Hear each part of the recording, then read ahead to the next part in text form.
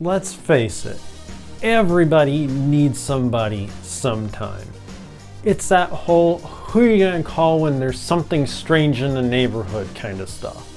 And you thought I couldn't be relevant. Well, as your INTJ bro, I've decided to come up with the solution. I call it the Compatibility meter. Simply put, this meter tells you just how compatible your personality type is with someone else's. Whether it's struggling, meaning that there should be a football field or soccer field for all you international people out there, to whether you can be besties with all that touchy-feely stuff that some of you are so keen on having. And what better way to start off this new series than by comparing the ISFJ and INTJ personality types. And yes, we will eventually get to the more popular pairings. Eventually. Let's get started. Take it away, Joseph! Thanks, Joseph. Every good comparison starts by looking at the fundamental building blocks of the things that you're comparing. For personality types, that would be the cognitive functions and the cognitive function stack. ISFJs have introverted sensing, extroverted feeling, introverted thinking, and extroverted intuition in that order. INTJs, on the other hand, have introverted intuition, extroverted thinking, introverted feeling, and extroverted sensing. Looking at just this information, we can draw at least one hunch, and that's ISFJs and INTJs are going to have a bit of a hard time communicating with each other as they share no cognitive functions, as well as they're starting from different introverted and extroverted perspectives. But let's just go right on down that line. Starting with ISFJ's SI, as they tend to think of things in terms of past experiences and traditions, and they like to build upon those in the real world. INTJs with their NI, on the other hand, prefer to build their world in their own minds, focusing more on the ideas that spring forth from their subconscious. ISFJs follow up with FE, preferring to focus more on other people's emotions, which for INTJs is going to be hard because we haven't even gotten there yet. No, instead, next for INTJs is TE, which amounts to logic and putting things in order and making things as direct and easy as possible. As we move on down to the third function in the stack for ISFJs, we hit TI.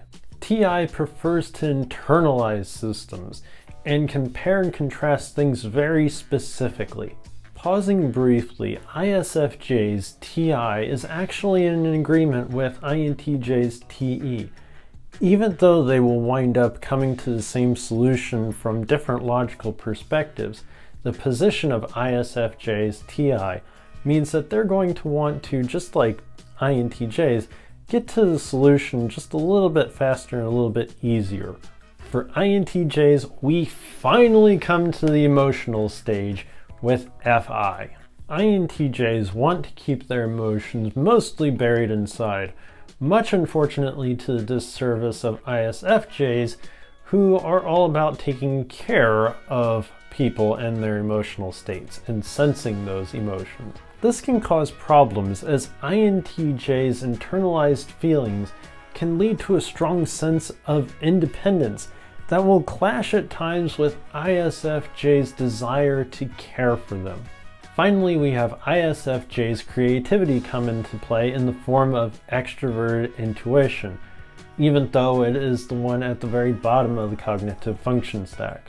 ISFJs have the capacity to come up with brand new ideas, even though it won't be as quick as someone with NE at the very top of their cognitive function stack. NE actually would help to improve the relationship between the two, as new ideas coming out helps to stimulate the INTJ's mind and helps with communication between the two of them.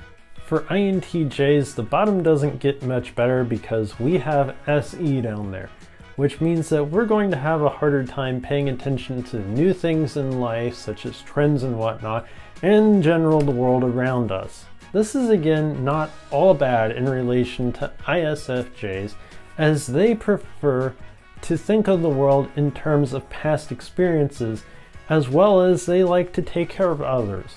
Just don't be surprised when you hear ISFJs tell INTJs that you gotta pay more attention to things around you because you knocked over the candy in the candy aisle that was sitting there on the floor and you missed it last time. So now it's time for the final verdict.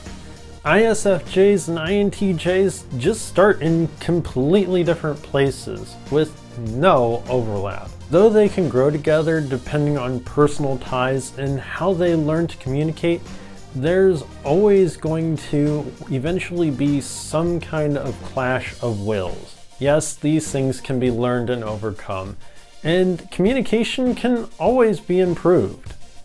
Ultimately though, when it comes to the pairing of ISFJs and INTJs, I give these two personality types my compatibility meter rating of awkward. Hey, thanks so much for watching this video. Do you think I'm right or wrong? Hit me with your comments in the comment section down below.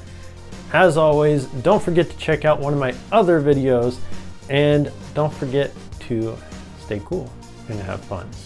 See you next time, everyone. Bye.